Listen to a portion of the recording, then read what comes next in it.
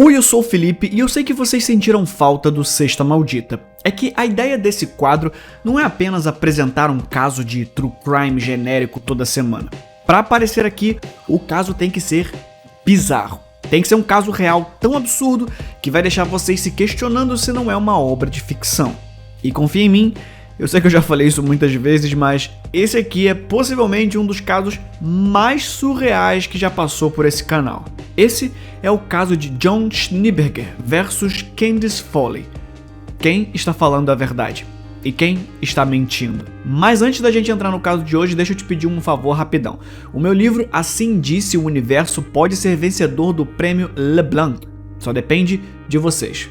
Os finalistas são definidos por voto popular, então entra no primeiro link aqui no comentário fixado. Lá tem um formulário e tudo que você precisa fazer é colocar um e-mail, seu nome e na categoria Romance Nacional Inédito, você digita Assim Disse o Universo. Pronto, considere já agradecido o seu voto. E não se esquece de comprar o livro e ler, claro, se você ainda não leu. Agora sim, vamos tentar desvendar esse caso, no mínimo, peculiar. Vem comigo.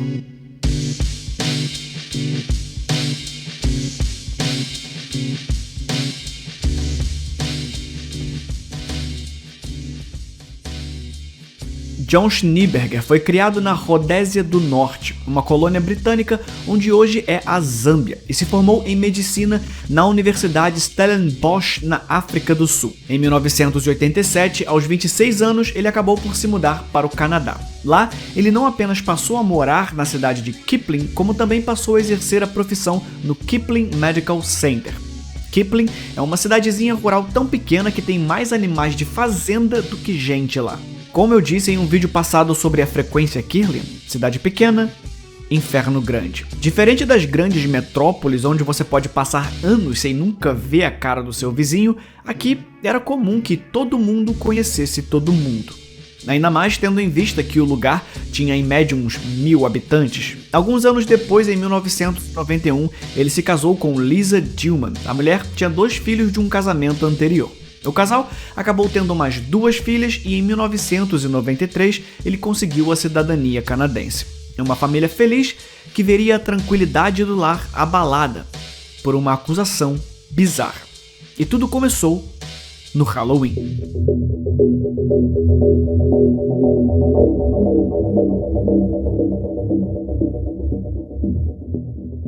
Foi no dia 31 de outubro de 1992 que Candice Foley, tratada pelos amigos como Candy, teve uma discussão calorosa com o namorado dentro de uma loja de conveniência onde trabalhava. A discussão foi escalando até se tornar insustentável. O melhor era que cada um fosse para o seu lado. Quando o seu turno no trabalho terminou, Candy entrou em seu carro e decidiu não ir para casa. Ela estava tão transtornada que precisava conversar com alguém de confiança. Ela decidiu visitar uma amiga que trabalhava no hospital da cidade. Quando ela chegou lá, descobriu que naquela noite a sua amiga não estava trabalhando. Tinha trocado de turno. As enfermeiras que estavam trabalhando lá perceberam o quão irritada a mulher estava. E se você já teve algum evento de estresse na sua vida, sabe que o cortisol dispara, a pressão bate no teto e tudo que vem depois disso não é bom.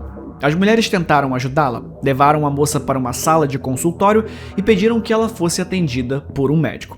E é aqui que entra o Dr. John Schneeberger. O homem já conhecia Candy e até tinha feito o parto de sua filha. O médico tentou acalmá-la e mesmo que ela já estivesse começando a se recompor, ele sugeriu que ela tomasse algum relaxante. Ela, reconhecendo a autoridade do homem, aceitou e rapidamente ele surgiu com um calmante intravenoso. Segundo Candy, assim que o líquido da seringa entrou em sua veia, ela sentiu a visão embaçar e a força de todos os músculos se esvair. A partir daqui, tudo era um borrão de memória. Ela diz lembrar de tentar gritar, mas não conseguir. A mulher alegou que era como arrancar um dente. Quando o dentista injeta a anestesia, você não sente a dor, mas ainda consegue sentir a pressão e o movimento de alavanca para frente e para trás. Ela não sentia o seu corpo, mas sentia movimentos de alguém em cima dela. Algum tempo depois, a mulher recobrou a consciência, mesmo que o corpo ainda não respondesse perfeitamente. Ela estava sozinha no consultório. e rapidamente começou a entender o que tinha acontecido. Candy alega ter sido estrangulada pelo médico. Ela revirou o consultório em busca de uma sacola plástica, qualquer coisa que pudesse usar para preservar as evidências. Quando encontrou uma bolsa, ela colocou a própria calcinha dentro e fechou. Como ela ainda sentia os efeitos do sedativo, seria perigoso demais voltar para casa, principalmente porque ela tinha vindo dirigindo. As enfermeiras a convenceram a ficar e passar a noite em uma das macas. Candy escolheu não falar sobre a suspeita de estupro. No dia seguinte, antes de ir embora do hospital, ela confrontou o doutor. O procurou e perguntou o que era aquela coisa que ele tinha injetado nela na noite anterior. O doutor respondeu com outra pergunta. Por que você quer saber? Você teve algum sonho estranho? Assim, uma batalha se iniciava. Qual dos dois estava mentindo? Candy foi para casa e conversou com os pais. Ela contou sobre o que tinha acontecido e eles acreditaram na versão dela. A família pensou em quais eram as melhores atitudes a serem tomadas. Como a cidade não tinha o que ela procurava, ela dirigiu para uma cidade próxima, a 2 horas dali.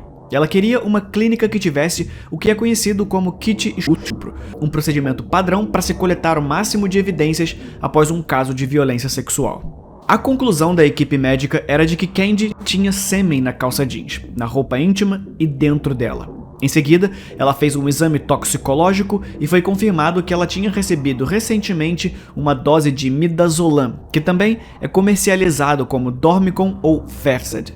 É uma benzodiazepina que tem efeito ansiolítico e relaxante muscular. Em certas doses pode causar amnésia e até estado de transe como hipnose. O midazolam é usado geralmente como sedativo em cirurgias que vão demorar muito. É um pré-anestésico, usado para relaxar o corpo para anestesia geral. Com as evidências em mãos, Candy procurou a polícia.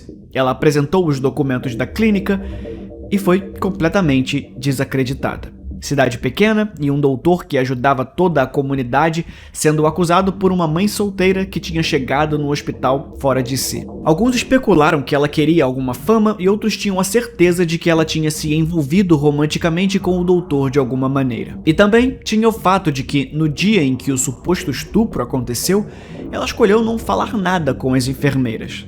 Segundo o investigador do caso, a cidade tinha no máximo 5 ou 6 crimes sexuais por ano. Era uma cidade pequena com residentes pacatos. Para tentar colocar um fim em todo aquele caso, a polícia cordialmente convidou o doutor para ceder uma amostra de DNA.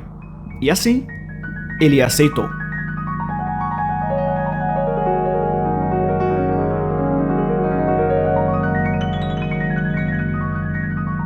O caso aconteceu na década de 90, era o auge dos desenvolvimentos em relação ao DNA. Se um teste de DNA dizia algo, era impossível discordar. A comparação das amostras ajudaria a colocar um fim naquela acusação e trazer luz ao mistério. Ele se ofereceu na delegacia para ir até a clínica colher o sangue. Assim foi feito e as amostras foram enviadas ao laboratório. Em pouco tempo, o resultado saiu e o DNA no teste feito por Candy não tinha nada a ver com o DNA do doutor. O homem foi inocentado e a versão de Candy caiu por terra. A mulher aparentemente estava mentindo, mas por quê?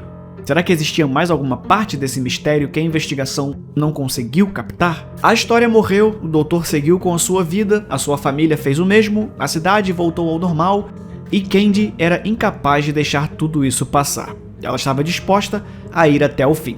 E assim, 7 anos se passaram. Em agosto de 1993, a história voltou. Candy agora insistia na versão de que alguém tinha mexido na amostra colhida do médico. Alguém estava acobertando seu crime e o tinha ajudado nessa, fazendo com que o sangue coletado tivesse sido contaminado de alguma forma. Para que não restasse dúvidas, John Schneeberger aceitou colher o sangue mais uma vez e fazer mais um teste. O sangue foi colhido nas ampolas por uma enfermeira registrada. A polícia acompanhou a coleta. E os policiais escoltaram a amostra direto para o laboratório para ser examinado. Todo o cuidado foi feito para que ninguém interceptasse o sangue e fizesse qualquer tipo de alteração. Todos os testes foram feitos e o DNA do médico foi comparado com o encontrado nas roupas de Candy e nos exames que ela tinha feito. E mais uma vez, não eram compatíveis. Segundo o médico, devido à natureza hipnótica do remédio, o midazolam poderia causar sonhos eróticos. A mulher então teria tido relação sexual com outra pessoa antes de ir até o hospital e naquela noite, por causa do sedativo, teve a alucinação de ter tido a relação sexual sem o consentimento com alguém. Candy respondeu a isso alegando que a última vez em que tinha tido qualquer relação sexual era semanas antes daquela noite. E no final das contas, a parte mais importante dessa investigação era o DNA. Se o que foi encontrado nas partes íntimas e nas roupas da mulher não era compatível com o homem que ela estava acusando, não tinha muito o que fazer. Em 1994, o caso foi encerrado de vez. O relato de Candy foi descreditado e a família do doutor tentou seguir em frente mais uma vez. Mas se o sistema policial e judiciário não estava favorável para Candy, ela não se importou nem por um segundo. Ela dizia ter certeza do que viu e do que sentiu. Mesmo que as memórias fossem borrões, ela tinha a absoluta certeza de que aquele médico a tinha violentado. Ela precisava encontrar uma maneira de provar. Foi quando ela decidiu contratar um detetive particular para quebrar a lei.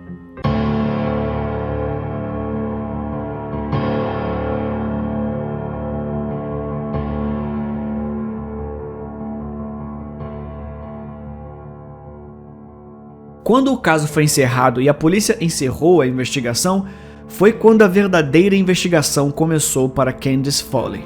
Às vezes se torna necessário tomar medidas drásticas como ignorar a lei. O detetive contratado por Candy arrombou o carro do médico e procurou por evidências.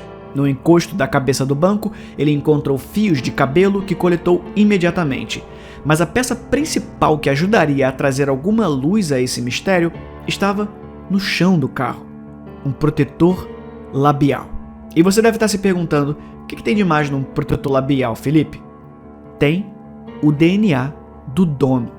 Ela levou o protetor labial para um laboratório e pagou para que ele fosse testado. Ali havia as células epiteliais o suficiente para conseguir extrair uma amostra de DNA. Finalmente o mistério começava a ceder algumas respostas.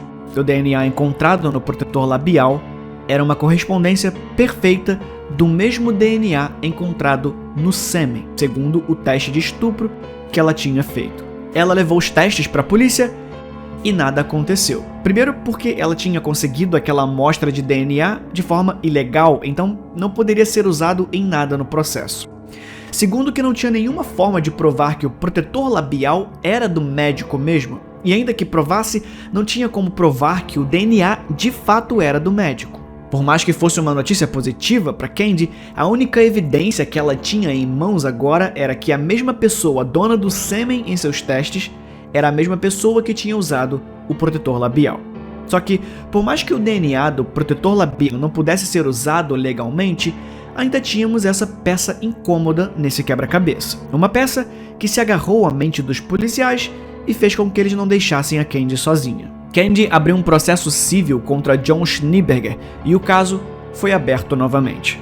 Durante a primeira sessão, os dois foram ouvidos pessoalmente. De um lado, John e sua esposa Lisa. Do outro, Candy. As duas mulheres se encararam durante o processo. Candy podia ver nos olhos de Lisa Dillman o ódio. Aquela mulher queria entender por que Candy estava tão empenhada em destruir aquele casamento. Enquanto, segundo a própria Candice, ela só conseguia pensar em como Lisa era burra, por não ter percebido. Principalmente sabendo que havia 4 meninas menores de idade naquela família. O doutor foi convidado uma terceira vez a ceder uma amostra de DNA para comparação. Ele aceitou. Só que dessa vez o procedimento seria gravado. E em 20 de novembro de 1996, ele compareceu no laboratório da perícia com a presença da polícia para coleta de sangue. E quando a técnica foi tirar o sangue, ele fez um pedido. Esse tipo de coleta não é como doação de sangue. Você não precisa de uma ampola inteira. Você só precisa de algumas gotas na lâmina, e já é o bastante. Então, bastava furar o dedo indicador e estava tudo certo. Mas John pediu que não fosse feito dessa maneira porque ele tinha uma doença que causa hematomas nas extremidades em caso de perfuração. Como ele estava ali de própria vontade, já que não havia nenhuma ordem legal, eles aceitaram. A técnica pega a agulha e fura o braço do homem e nada. Não sai uma gota de sangue.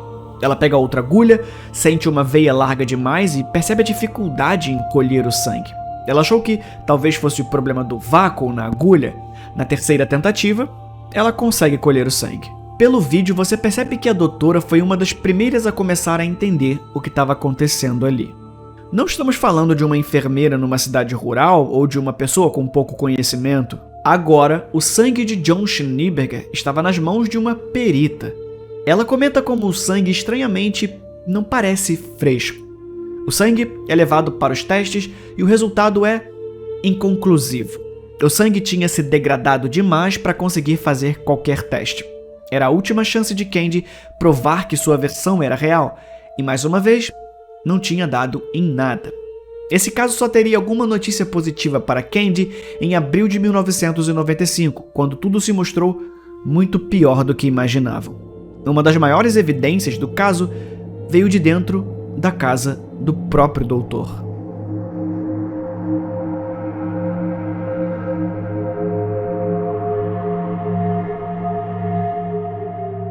Cinco anos depois daquele Halloween em que uma mulher acusou o simpático médico da cidade de cometer um crime horrível, foi a vez de uma criança fazer o mesmo. A filha de Lisa Dillman a chamou no quarto, dizendo que precisava mostrar uma coisa. A menina apontou para o lado de sua cama e Lisa pôde ver um preservativo. A menina disse que o homem tinha o costume de visitá-la à noite em seu quarto e, quando o fazia, sempre estava com uma seringa. Ele injetava algo nela. Ela se sentia fraca, sem força nos músculos, e as memórias passavam a ser apenas um borrão. Essa rotina se repetiu por anos. A mulher entrou no escritório do marido e revirou tudo o que podia na busca de algo que ajudasse a entender melhor o que era aquele caos que sua vida tinha se tornado. Em um dos armários, ela encontrou uma caixa, e na caixa havia uma porção de camisinhas, seringas e sedativos. Agora, com o relato da menina, que provavelmente começava a amadurecer e entender a violência que tinha passado, a polícia conseguiu acusá-lo criminalmente. Diferentemente das outras vezes em que ele ia de boa vontade ceder o DNA, agora a polícia tinha o poder legal de forçá-lo a ceder o material. E nada de ampola de sangue. Colheram a amostra dos dedos, colheram dos fios de cabelo e colheram da saliva. Tudo filmado, monitorado pelos policiais e escoltado dali direto para o laboratório. E dessa vez, todas as amostras batiam exatamente com o sêmen encontrado em Candy todos aqueles anos atrás. Pela primeira vez era inegável que Candy estava falando a verdade desde o início. Só que isso não era o bastante para entender exatamente o que tinha sido esse caso maluco. Por que os primeiros exames sempre davam errado? Por que só agora o DNA bateu com o das amostras? Será que ele realmente tinha alguém dentro da polícia o acobertando?